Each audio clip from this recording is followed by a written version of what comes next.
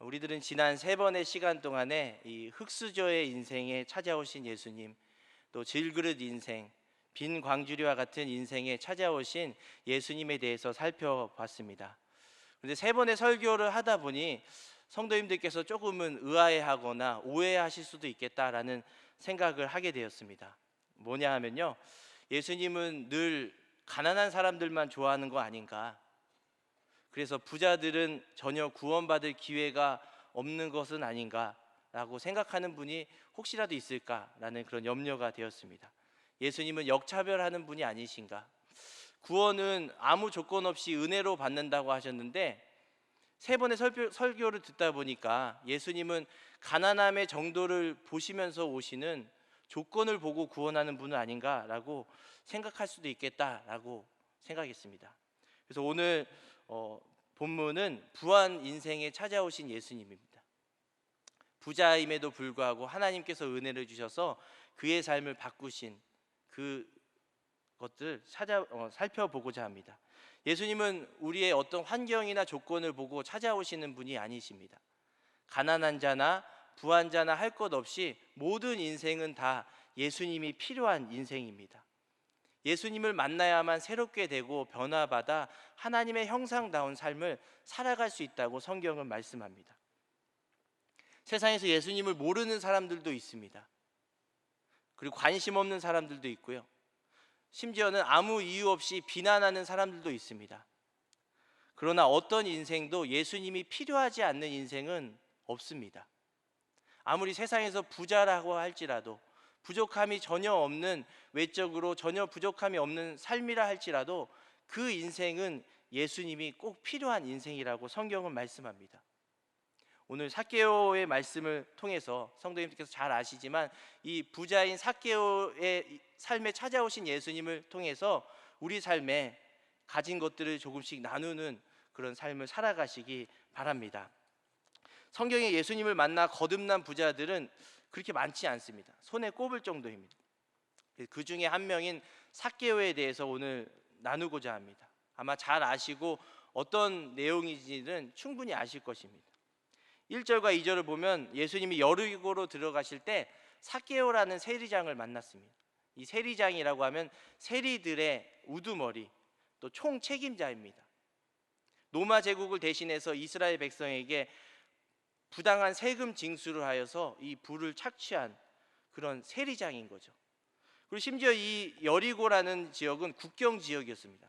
오늘날로 말하면 뭐 이렇게 국경 지역이고 무역이 활발하고 반드시 그곳을 통과할 때 세금을 내고, 그리고 세관 규모가 컸던 거죠. 그러니까 다른 세리장이라고 하면 모르지만 이 여리고의 세리장이라고 하는 것은 다른 세리장과는 급이 다른 거예요. 오늘날로 보면 어떤 저 지방의 은행장, 뭐 수많은 은행장이 있겠지만 저기 시골에 있는 은행장과 또 금융 최고의 중심지인 뭐 강남이라든가 삼성동, 종로, 그런 곳에 있는 은행장하고는 조금 다른 거죠. 뭐 제가 지역에 있는 분을 폄하하는 건 아니고 그 금융의 그 돈이 오가는 거래 액수가 전혀 틀린 거죠. 그러니까 여리고의 세리장이라고 하는 것은 전혀 물질적으로 부족함이 없는 겁니다. 부자이고. 그런데 한 가지 문제점이 있다면 종교적으로나 민족적으로, 사회적으로는 삭개오와 어울리는 사람이 없던 것입니다. 이 로마의 밑에서 우리 민족을 착취하는, 피를 빨아먹는 그 세리장, 누가 가까이 하겠습니까? 그래서 그 삭개오의 마음에는 내면적으로는 아무리 외적으로는 다 갖추고 부자였지만 내적으로는 그런 공허함이 있던 겁니다. 누구 하나 나와 같이 하는 사람이 없는, 갈급함이 있었고 간절함이 있었던 거예요. 그러던 중 삭개오가 예수님에 대한 소문을 듣습니다. 누가복음 7장에 보면 예수님이 세리와 죄인들의 친구라는 그런 수식어가 있습니다. 도대체 그분이 누구이길래 세리와 죄인과 함께 한다는 거지? 만나보고 싶었던 거죠. 간절함이 있어. 그래서 이 본문, 오늘 본문 3절에 보면 삭개오가 보고자 하되라는 그 단어가 그냥 막연하게 예수님을 볼 수 있으면 좋고 뭐 못 보면 말고, 이 정도의 호기심 차원의 보고자 함이 아닙니다. 새번역과 공동번역을 보면 보고자 애썼다고 합니다. 원어로 보면 찾고 찾고 찾을 때까지 계속 구한다라는 그런 간절함이 있는 단어입니다. 삭개오는 이처럼 예수님을 정말로 간절히 보고 싶었습니다. 내가 모든 걸 다 가졌지만 이 나와 함께하는 이가 없는 이 공허함, 소외감, 그가 누구이길래 세리와 죄인과 함께 하신다는 거지? 만나보고 싶었던 거죠. 근데 그렇게 삭개오가 예수님을 간절히 찾기 전에 오늘 본문에는 예수님이 먼저 삭개오를 알아보셨습니다. 예수님은 삭개오를 이전에 만나본 적이 없어요. 한 번도 만나본 적이 없지만 삭개오의 이름을 부릅니다. 삭개오야, 내려와라. 내가 오늘 너희 집에 유하여야겠다라고. 그의 이름을 불러주셨습니다. 삭개오의 이름의 뜻은 깨끗하다, 순결하다, 무죄하다라는 뜻입니다. 무죄한, 죄가 없는. 그래서 부모님이 하나님을 알았거나 아니면 경건한 어떤 유대인이거나 이렇게 신앙적인 이름을 지었다는 것은 일반 사람하고는 좀 다를 것 같습니다. 뭐 그렇지 않다 하더라도 분명히 이 자녀에 대한 기대를 가지고 이 이름을 지었을 겁니다. 삭개오. 내 아들 삭개오는 다른 아이들과 같이 깨끗한 삶, 순결한 삶, 무죄한 삶을 살았으면 좋겠다. 내 아들이 그렇게 살도록 이 이름을 지어야지라는 그런 바람과 기대가 있었을 겁니다. 근데 그의 삶은 어떻습니까? 이름과는 정반대입니다. 민족의 반역자, 매국노. 오늘 요즘 유행하는 그 영화 기생충이죠. 백성의 피를 빨아먹는 삭개오. 그의 삶을 알면 이 삭개오라는 이름을 부르기가 거북할 것입니다. 깨끗하고 무죄하고 순결한 나는 그 이름. 그래서 사람들 아마 이랬을 겁니다. 저게 무슨 삭개오야. 이름 아깝다 진짜. 저 엄마는 저 삭개오를 낳고 그래도 미역국 먹었겠지? 이름 부르기 참 민망하다. 부르는 사람이 무슨 죄야? 세리장 삭개오 이렇게 하기보다는 세리장 양반 이름 안 부르고 그냥 성만 삭씨 삭씨 이리 와.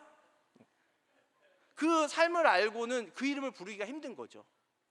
예를 들면 날마다 거짓말하고 사기를 치는 전과 사기 18범이 있다고 생각해 보세요. 사기로만 한 18범 이제 19범째 해가지고 들어가려고 그래요. 근데 그 사람 이름이 실화는 아니고 제가 한번 상상해 본 겁니다. 이름이 실만이에요. 실만. 근데 성이 뭘까요? 성이 진씨예요.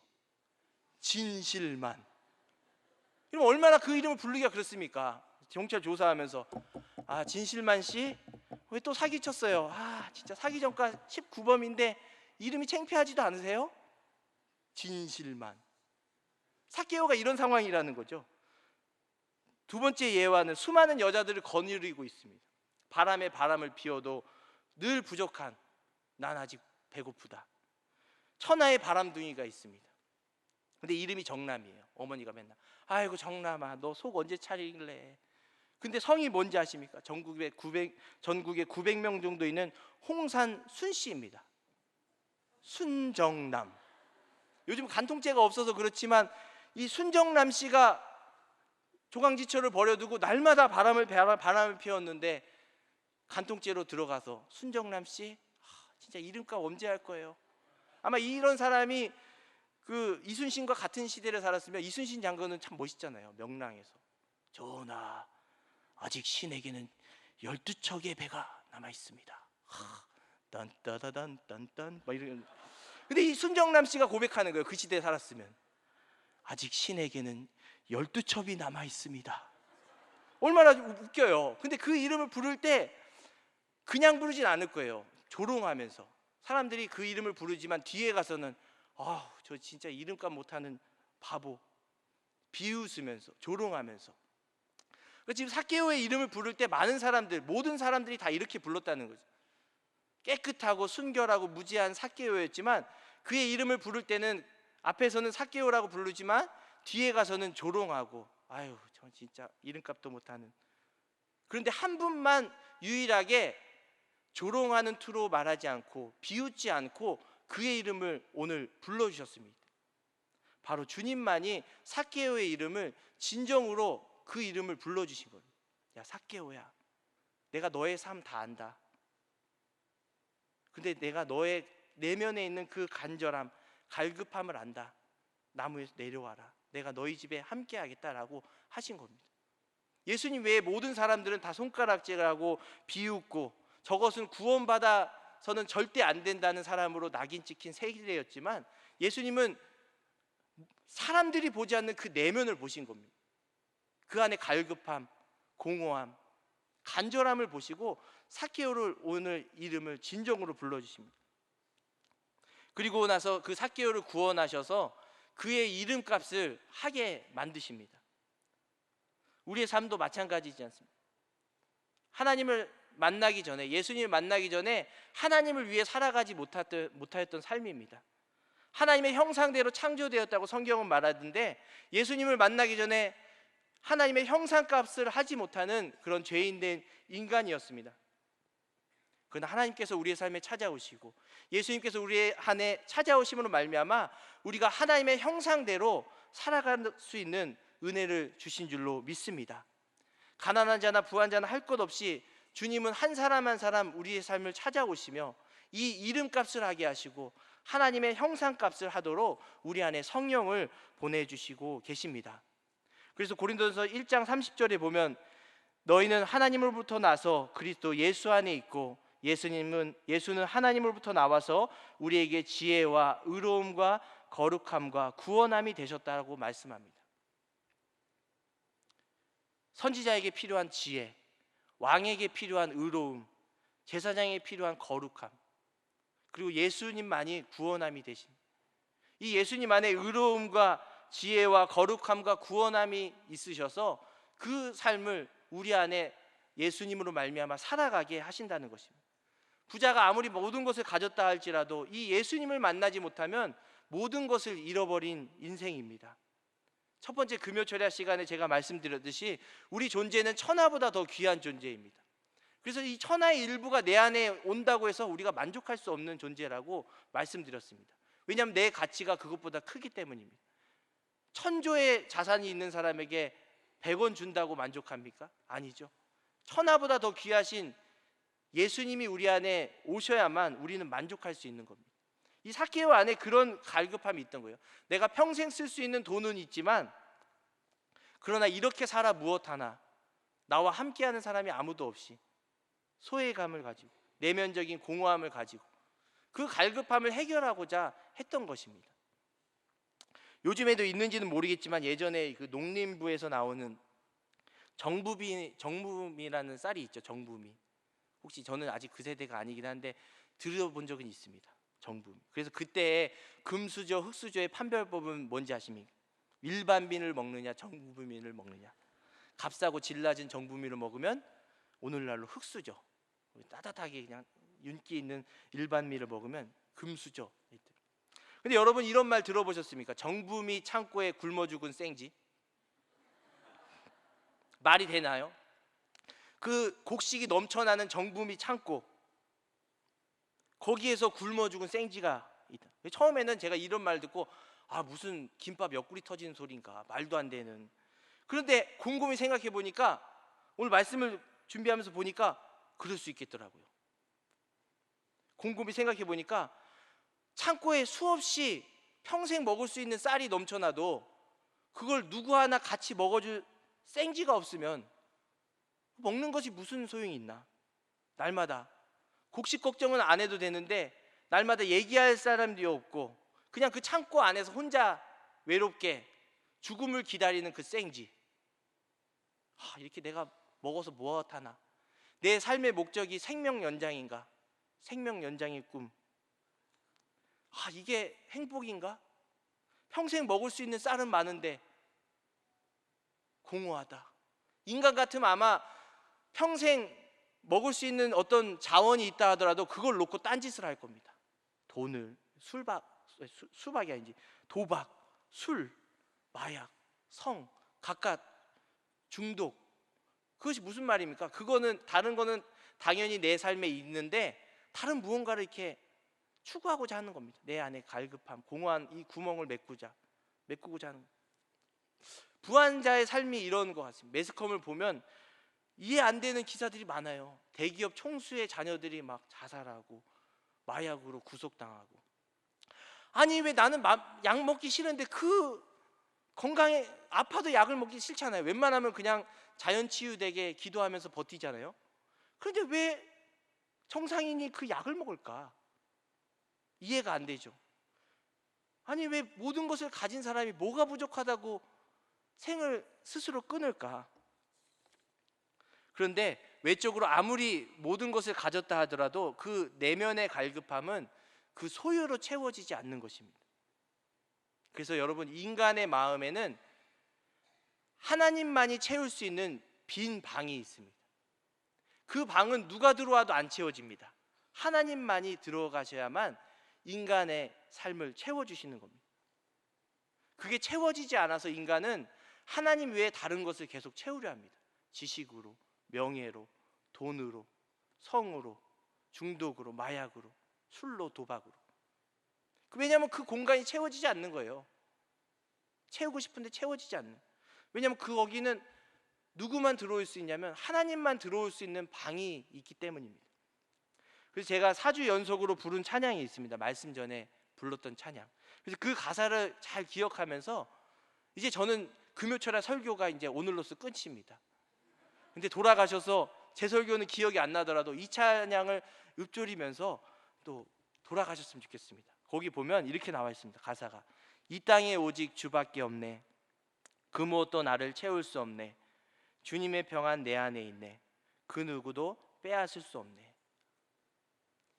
예수님이 우리의 삶에 찾아오시면 그 사랑과 은혜를 그 누구도 끊을 자도 없고 빼앗을 자도 없으심을 믿으시기 바랍니다. 가난한 자나 부한 자나 영적으로 다 주님이 필요한 인생입니다. 모든 것을 소유한다고 해서 하나님이 필요하지 않는 인생이 없다라는 것이죠. 주님 만나지 못하면 오늘 삭개오와 같이 이름값을 못하는 인생, 하나님의 형상으로 창조되었지만 그 형상값을 못하는 인생으로 살아간다라는 것입니다. 그래서 오늘 예배에 나오신 모든 분들이 그 삶 속에 예수 그리스도를 꼭 만나시기를 축원합니다. 그래서 그 예수님으로 말미암은 그 평안과 안식과 행복이 얼마나 큰지를 경험하셨으면 좋겠어요. 내가 경험하였다면 내 자녀들이 경험할 수 있도록 기도하시고, 내 구역원들이, 이웃이 이 평안을 말로써 줄 수 없잖아요. 만날 수 있도록 하나님 은혜를 달라고 기도하시는 시간이 되었으면 좋겠습니다. 이렇게 예수님이 삭개오를 찾아갔을 때 사람들이 수근수근 거렸어요. 야, 너 봤어? 저 예수님 저기 들어갔어. 누가복음 5장과 7장에 보면 수군거린, 맨날 예수님 따라다니면서 이렇게 수군거린 사람이 있습니다. 제가 이렇게 매트 예화했잖아요. 율법, 당신 메시아 맞아요? 진짜 이거 보세요. 이 사람들이 누구였냐면 전문 이렇게 흠집 업체에서 나온 바리새인과 서기관이었습니다. 예수님 전담 마크.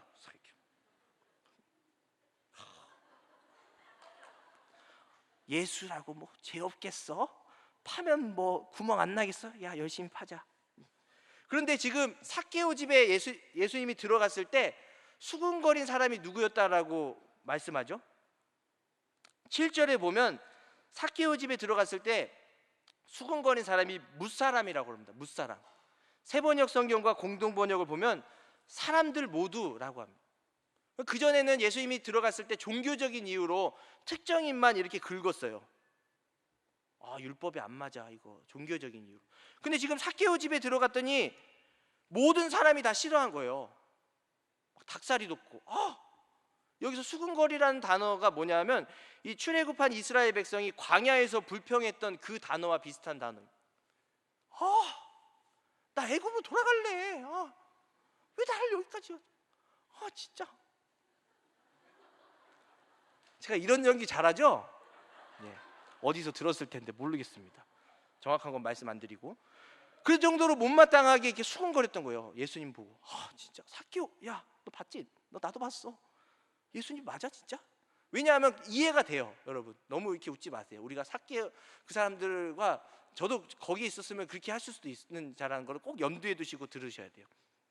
왜냐하면 그 당시에 로마는 이 세금을 책정해 줬어요. 지역마다.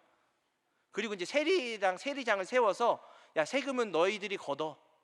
나는 손에 그런 자질구리한 돈 만지기 싫으니까 너희 지역에는 요만큼 세금액을 나한테 바치고 여인은 요만큼. 그럼 이제 세리와 세리장들이 모여서 이제 회의해 가지고, 야, 오늘 월 할당량은 이거다. 너 어떻게 할래? 그래서 이제 해가지고 세금을 걷는 거예요. 많이 거두면 자기가 많이 받고, 적게 거두면 이제 여기다가 해야 되니까 많이 걷었겠죠.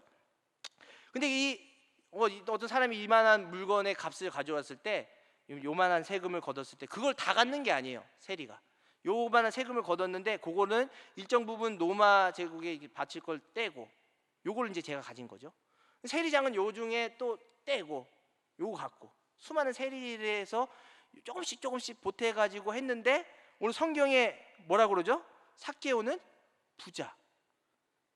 여러분, 요만한 물건에 세금 요만하게 떼서 로마에게 주고, 로마에 받는 거 세리장이 떼가지고 요만하게 가졌는데, 십시일반을 모았는데 부자라는 거예요. 부자. 여러분, 삭개오가 생산직입니까? 지금 농부, 어부? 네? 기술직입니까? 전문직입니까?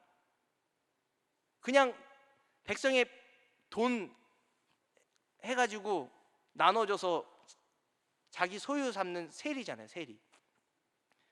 요만큼씩 떼었는데 부자라고 하면 얼마나 많은 백성의 그 피를 빨아먹었겠습니까? 금액을 착취하고. 그래서 누가복음 3장 12절과 13절에 보면 이 세례 요한에게 세리들이 세례 받으러 나와요. 아, 나도 하나님 믿고 싶어요. 아, 세례 요한, 나 세례 주세요.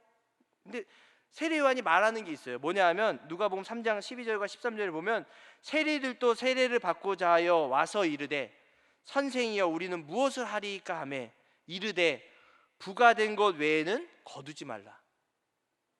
반대로 말하면 뭡니까? 당연히 부가된 것만 거둔 게 당연한겠죠. 근데 세례 받으려고 나오니까 세례 요한이 한 가지 부탁을 하는데, 부가된 것 외에 거두지 말라고. 그럼 반대로 말하면 뭐겠습니까? 세례 받기 전에는 얼마나 그 부가된 것 외에 많이 빼돌렸다는, 그 최고의 정점에 삭개오가 있던 거예요. 다단계로 말하면 이 피라미드 꼭지점 거기에 있는 거예요. 삭개오가. 그러니까 사람들이 얼마나 싫었겠어요. 그가 잘 먹고 잘 사는 걸 보면 그 돈이 누구 돈이에요? 내 돈이에요. 내 돈.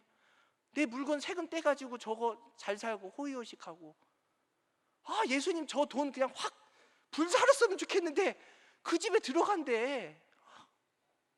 말이 돼? 그리고 두 번째는 뭐냐면, 예수님이 이제 메시아로 오셨다고 그랬을 때 사람들이 정치적인 메시아로 생각했어요. 야, 예수님은 진짜 다윗의 자손처럼, 다윗 왕처럼 우리 로마의 압제에서 구원할 메시아다. 너 믿지? 그리고 제자들도 싸웠어요. 막, 예수님 왕 되면 내가 우편에 앉게 해주세요. 아니야, 너 뭐냐? 내가 더 열심히 했었어. 정치적인 메시아로 생각했어요. 로마 제국의 압제에서 구원할 메시아. 그런데 그렇게 알고 있던 백성들의 인식이 혼란스러운 거예요. 지금 로마를 지금 벌해도 시원찮을 판에 그 로마 제국에서 세금을 착취하는 그 세리장 삭개오랑 같이 있다니 무슨 말인가? 메시아 맞아?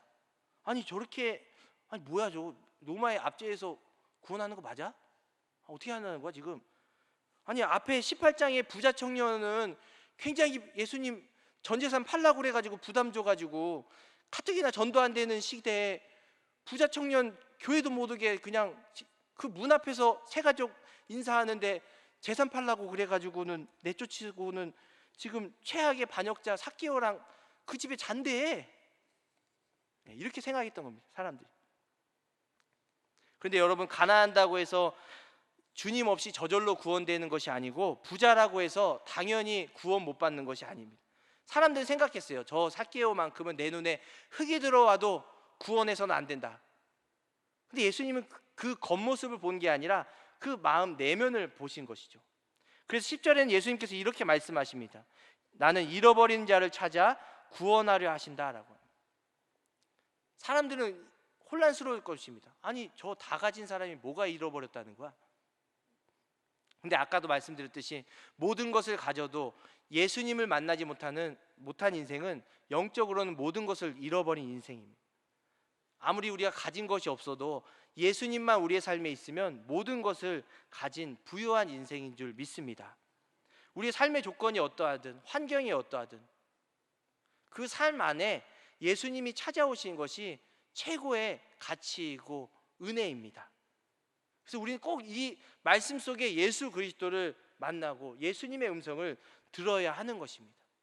왜냐하면 그 예수님의 말씀과 음성을 들어야만 우리가 변화가 되기 때문입니다. 오늘 본문에 삭개오가 주님을 만나자 변화가 생겼습니다. 예수님이 우리 집에 들어오시자마자 삭개오가 막 고백을 하는 거예요. 내 소유의 절반을 팔아서 주님 나눠주겠습니다. 이 절반 뚝.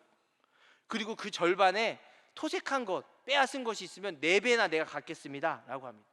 당시에 유대교에서는 자기 소유의 20%만 나눠줘도 자비로운 사람으로 이렇게 추대되었습니다. 저 사람 대단하다. 여러분 소유 지금 통장에 돈 있죠? 부동산 가치 대략 집값 어느 정도인지 다 아시죠? 그 중에 20% 떼어서 나눠주면 여러분도 후기 유대교의 자비로운 자가 될 수 있습니다.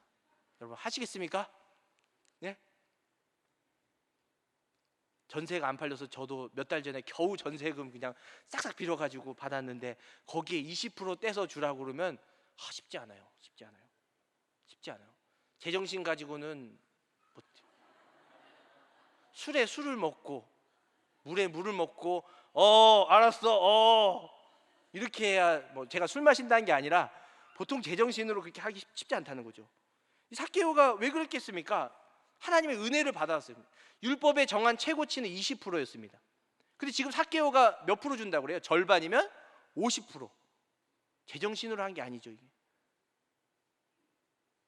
하나님의 은혜가 이 율법의 기준치를 훨씬 넘게 하신 겁니다. 내 의지로 내 결단으로는 못 하잖아요. 이 율법의 기준치 20%. 근데 은혜 받으니까 이 율법을 훨씬 초월해서 실천한 겁니다. 그리고 두 번째는 원래 빼앗은 것이 있으면 레위기도 보셨지만 5분의 1을 더해서 줬어요. 이렇게 속건제물로 5분의 1을 더해서 배상했어요. 그러니까 내가 100만 원 빼앗았다. 원래 100만 원 뺐으면 안 되는데 더해가지고 그러면 20% 해서 120만 원 이렇게 해서 돌려줘야 되는 거예요. 보상하는. 그래야 이제 죄가 사해지는 배상이 되는 거예요. 20%. 삭개오는 지금 뭐예요? 빼앗은 돈의 4배, 400%예요. 400%. 20%가 아니라 400%. 20배. 제정신으로 한 건가요, 이게? 율법에 정한 한도는 20%만 하면 돼요. 거기서 보통 은혜 안 받으면 이거 해야 돼, 말아야 돼. 그냥 예수님, 하나님 눈 감아주면 안 돼요, 이거? 꼭 20% 해야 돼요? 할부로 하면 안 돼요? 5%씩 매달? 율법에 정한 기준에 재고 안 내려고 합니다. 근데 은혜가 임하니까 이 율법을 훨씬 초월한 사랑의 법으로 실천하게 되었다는 것입니다. 제가 지난주에 인간의 이성으로는 본능을 이길 수 없다라고 했잖아요. 제가 웃으면서 화장실 얘기도 했는데 웃으면서 얘기했지만 인간의 부패하고 타락한 본성 이성으로 이길 수 있습니까? 이성으로 변화됩니까? 아니죠. 그러면 아마 이성이 하나님이 될 것입니다. 오늘 삭개오가 진짜 막 격하게 흥분돼가지고 그렇게 만나고 싶은 그 연예인 같은 예수님 만나가지고 나 예수님 봤어. 우후. 나 이제 삭개오 아니야. 나 이제 야 오늘 내가 다 쏠게. 가난한 사람 다 와. 줄 서 번호표 뽑아. 나 삭개오 아니야. 이제 나 쏠게요. 내가 쏠게. 나 이런 사람이야. 우후. 야 너도 400% 팍. 막 이렇게 감정이 막 격해가지고 통 크게 쏜 건가요? 삭개오가 변해서 쏠개오가 된 건가요? 저도 그 존경하는 아니지만 제가 본받고 싶은 조성필 목사님을 좀 따라해서 계속 밥 살게요 하라는 거예요. 그래서 너무 그거 식상해 것 같아서 바꿨습니다. 쏠게요. 괜찮죠? 이게 중요한 게 아니에요. 또 집에 가서 저 지난주에 저 설교 뭐가 기억났더니 네가 가라 하와 이것만 기억 남았다고 그래가지고 제가 진짜 너무 상심이 돼가지고 오늘 안 웃기려고 그랬는데 또 집에 가서 쏠게요만 기억나면 진짜 큰일 난데. 여러분 하나님의 은혜만이 타락한 본성을 바꾼다는 것입니다. 그래서 삭개오가 무슨 감정이 격해가지고 막 율법을 초월해서 쏜 게 아니라 하나님의 은혜가 임하니까 이 율법을 따지지 않고 그걸 넘어서 실천하게 하신다는 거예요. 하나님의 은혜가 하신 거예요. 그 안에 성령께서 그렇게 하도록 사랑의 법으로 역사한다는 것입니다. 그래서 삭개오의 배상을 보면 그냥 금전적인 배상이 아니에요. 내가 이것만 줄 테니까 너 이거 먹고 떨어져, 이게 아니에요. 이 안에, 이 돈 안에는 나를 만나 주신 은혜의 감사가 있던 겁니다. 네 배나 갚겠습니다라는 이 돈 안에는 내가 지난날 이렇게 패역하고 죄악된 삶을 살았던 이름값 못하는 나였습니다라는 그 회개의 고백이 담겨서 그 돈이 나갔던 것입니다. 하나님의 은혜가 얼마나 큰지 그 율법을 훨씬 초월하여 훨씬 뛰어넘어서 하나님께서는 이렇게 놀랍게 역사하고 계셨던 것입니다. 사람들이 봤을 때 이 절반 떼어서 다 가난한 사람 주고 절반에 4배씩 빼앗은 게 얼마나 많겠어요? 4배씩 갚으면 아마 요만큼 남았을지도 모릅니다. 재산이. 야, 이제 삭개오 파산됐다. 파산 선고해야지 쟤. 아니 쟤 뭐 하루아침에 왜 저런 거야? 그런데 삭개오가 이 금전적으로 파산된 게 아니라 그의 죄악된 인생이 하나님의 은혜로 말미암아 진정한 파산 선고가 되었던 것입니다. 나의 죄된 삶은 이제 하나님 예수님으로 말미암아 끝났습니다. 이 돈, 이것보다 더 중요한 것이 바로 하나님의 은혜입니다. 바로 예수님이 내 삶에 오신 것입니다 라고 고백하였던 것입니다. 예수님은 앞서 18장의 부자 청년에게 내가 가진 것을 다 팔아라 라고 했어요. 근데 부자 관리는 그 말을 듣고 근심하면서 떠났어요. 이 말은 무슨 말입니까?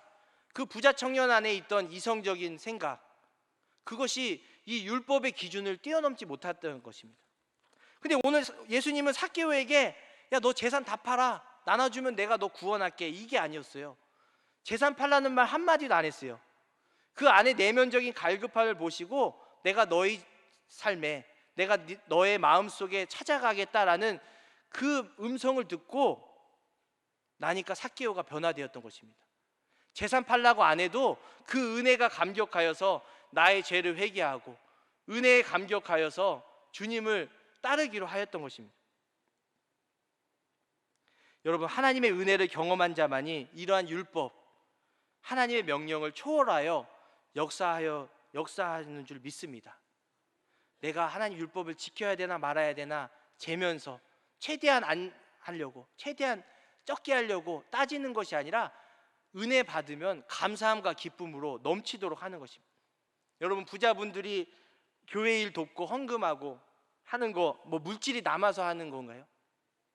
아닙니다. 그 금액 속에는 하나님을 만난 은혜의 고백이 담겨 있는 것입니다. 나의 공동체가 유익하게 성장하길 바라는 그러한 간구의 고백이 담겨 있는 것입니다. 모든 신앙적인 행동은 바로 은혜로부터 출발하는 것입니다.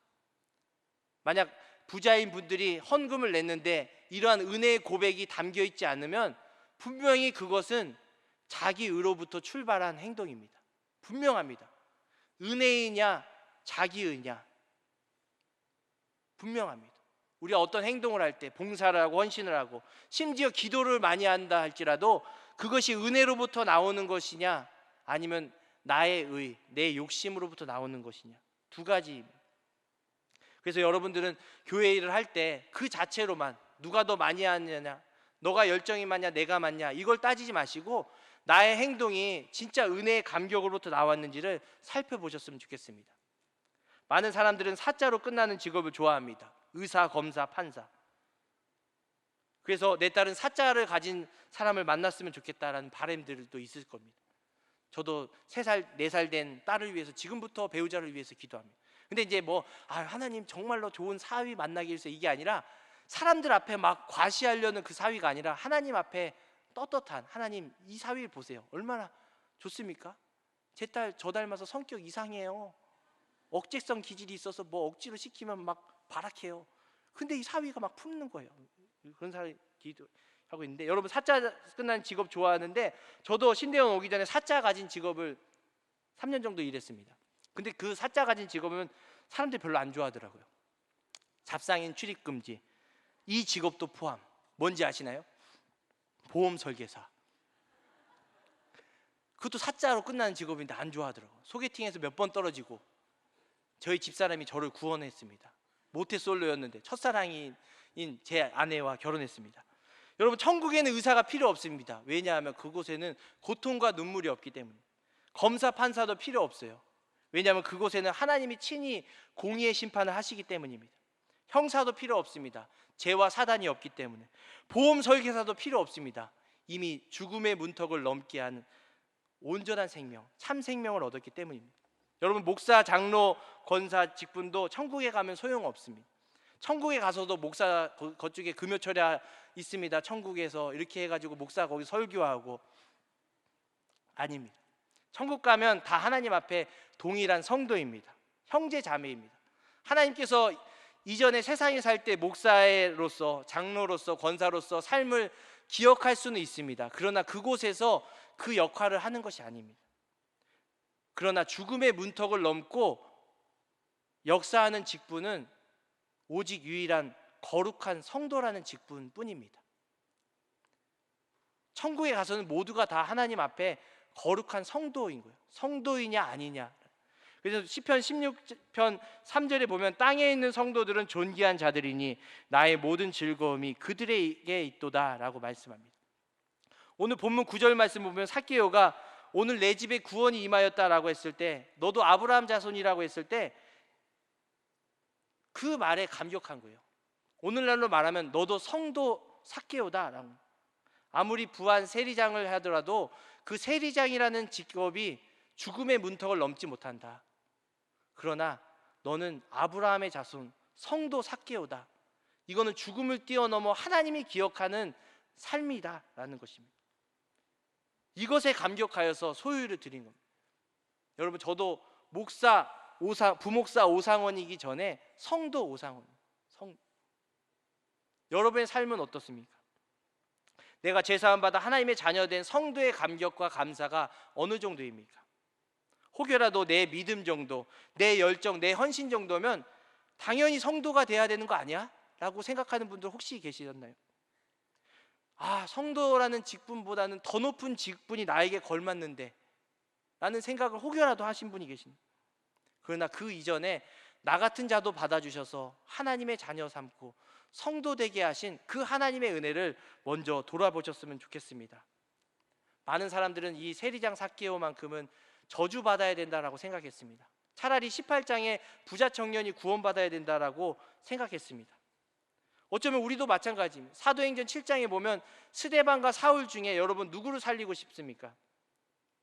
인간적으로 보면 스데반을 살리고 사울을 죽이고 싶습니다.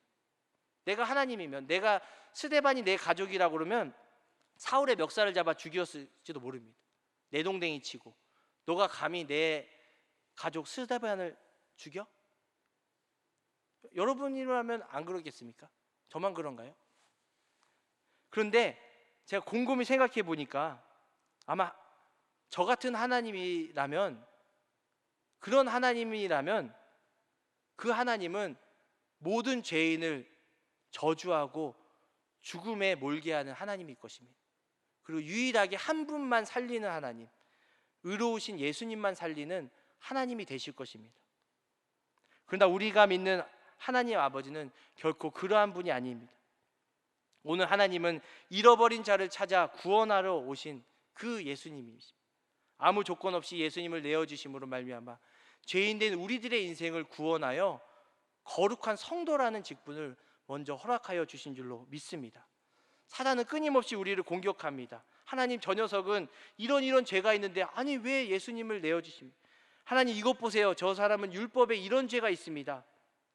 그래서 골로새서 2장 14절과 15절에 보면 우리를 거스르고 불리하게 하는 법조문으로 쓴 증서를 지으시고 제하여 버리사 십자가에 못 박으시고 통치자들과 권세자들을 무력하게 하여 드러내어 구경거리로 삼으시고 십자가로 그들을 이기셨느니라 라고 말씀합니다. 사단이 그렇게 고소하고 조롱하는 그 율법 조문을 예수님께서 찢으신 것입니다. 제하여 버리신 것입니다. 왜 그렇게 하셨을까요? 야, 너 구원받았으니까 이제 막 살아도 돼. 율법 필요 없어. 구원받았는데 죄 좀 지었고 그래도 구원받았는데, 구원파처럼 이렇게 살라고 이 율법을 찢어버렸을까요? 맞나요? 아닙니다. 오늘 삭개오의 행동을 통해 보았듯이 하나님의 은혜가 이 율법을 초월하여 역사하기 때문에 이제 율법을 지키느냐 안 지키느냐 이 문제가 아니라 이 율법을 어떻게 행하느냐에 대한 고민으로 나아가게 성령께서 함께 하신다는 것입니다. 율법이 나를 억지로 끌고 가는 것이 아닙니다. 너 이렇게 하니까 이렇게 하면 너 율법에 정한 법이다 하면 안 돼, 이게 아니라, 율법이 나를 끌고 가는 것이 아니라 하나님의 은혜의 법이 이 율법을 초월하여 행하도록 우리를 삶을 인도하시는 것입니다. 마태복음 5장 17절과 20절에 보면 내가 율법이나 선지자들을 폐하러 온 줄로 생각하지 말라. 폐하러 온 것이 아니라 완전하게 하려 함이라. 내가 너희에게 이르노니 너희 의가 서기관과 바리새인보다 더 낫지 못하면 결코 천국에 들어가지 못하리라. 율법이 임하면 이 서기관과 바리새인들이 지켰던 의보다 훨씬 뛰어넘는 의를 우리 안에 행하게 하신 줄로 믿습니다. 하나님의 은혜는 가난한 자나 부한 자나 할 것 없이 그 은혜를 간절히 사모하는 자에게 하나님은 임하게 하시고 또 그 은혜로 말미암아 우리의 삶을 인도하신 줄로 믿습니다. 우리의 힘과 감정과 의지가 우리의 삶을 이끌고 가는 것이 아니라 오늘도 하나님의 은혜가 우리의 삶을, 우리의 지치고 상한 삶을 이끌고 가실 줄로 믿습니다. 오늘 기도의 시간에 그 은혜를 간절히 사모하며 기도하는 모든 분들 되시기 바랍니다. 기도하겠습니다. 하나님 감사합니다. 오늘도 기도의 자리로 우리를 불러주심을 감사합니다. 흙수저 같았던 인생, 금이 가고 구멍난 질그릇 같았던 인생, 여러 가지 자원이 부족하여서 텅텅 비어버린 빈 강주리 같은 인생, 주님 없이도 살 것 같은 부유한 인생 속에서도 하나님이 하시고자 하면 그 모든 삶을 구원하여 주신 줄로 믿습니다. 혹여라도 우리 가운데 예수님을 알지 못하는 분이 있으면 간절히 기도함으로 주님을 만나는 시간 되게 하여 주시옵소서. 이미 주님을 영접하여서 교회를 섬기고 가정을 섬기는 자라면 그 누구도 무엇도 우리의 갈급함을 채울 수 없음을 기억하여 하나님의 은혜를 간절히 구하는 기도의 시간 다 될 수 있도록 도와주시옵소서. 감사드리며 예수님의 이름으로 기도드립니다. 아멘.